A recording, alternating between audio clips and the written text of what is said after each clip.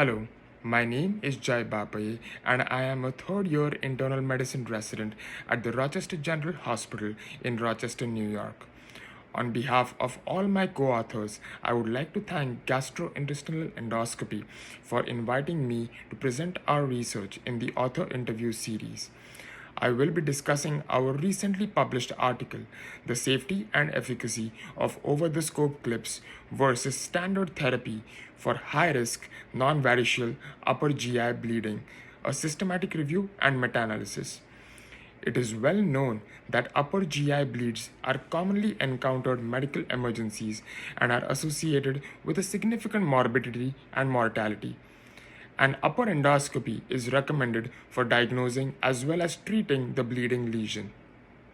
Among non-variceal upper GI bleeds, the current standard therapy options include thermal coagulation or application of a hemoclip with or without epinephrine injection.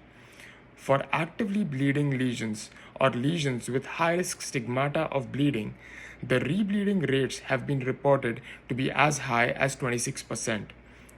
Once rebleeding occurs, the success rates of endoscopic retreatment drops to approximately 75% and is a known predictor of increased mortality.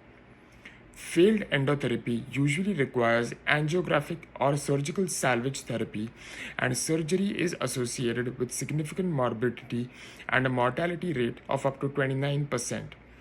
Therefore, it is crucial to improve endoscopic hemostatic tools and techniques in an attempt to reduce rebleeding rates. The over the scope clip or OTSC is a novel technique that has been used for stent fixation, closure of endoscopic resection defects, perforations, fistulas, and leaks in the GI tract. The technique of application involves deploying a nitinol clip preloaded on a transparent hood fixed on the distal end of the endoscope onto the target site using a tripwire mechanism as while performing variceal ligation. Recently, OTSC has also been used to treat non-variceal upper GI bleeds, especially as salvage therapy when standard hemostatic techniques fail. OTSC has been thought to ensure more effective hemostasis due to the amount of tissue it can grasp and the strength of clip closure, which leads to effective obliteration of arterial flow underneath the bleeding lesion. Currently, over the scope clips have been only recommended for patients who develop recurrent bleeding after previous successful hemostasis. Studies comparing OTSC with standard therapy, especially when used as first-line therapy, are limited. To evaluate the current evidence further, we conducted a systematic review and meta-analysis to investigate and compare outcomes after high-risk non-variceal upper GI bleeds were treated with either OTSC or with standard therapy. We conducted a subgroup analysis to investigate the safety and efficacy of OTSC when used specifically as first-line therapy. Our analysis included 10 studies, out of which 4 were randomized controlled trials, with a total of 914 patients. The bleeding lesions included ulcers, Delphi lesions, Mallory-Weiss tears, and post-EMR bleeds. All ulcers were either Forest Class 1A, 1B, 2A, or 2B, and all other lesions had the presence of high-risk stigmata. Among all patients, 431 were treated with an OTSC and 483 were treated with standard therapy. Standard therapy techniques used were through the scope clips or thermal coagulation with or without epinephrine injection.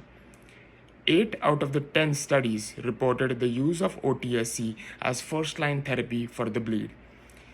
Age of the patient ranged from 55 to 79 years. 72% were males, 28% were females.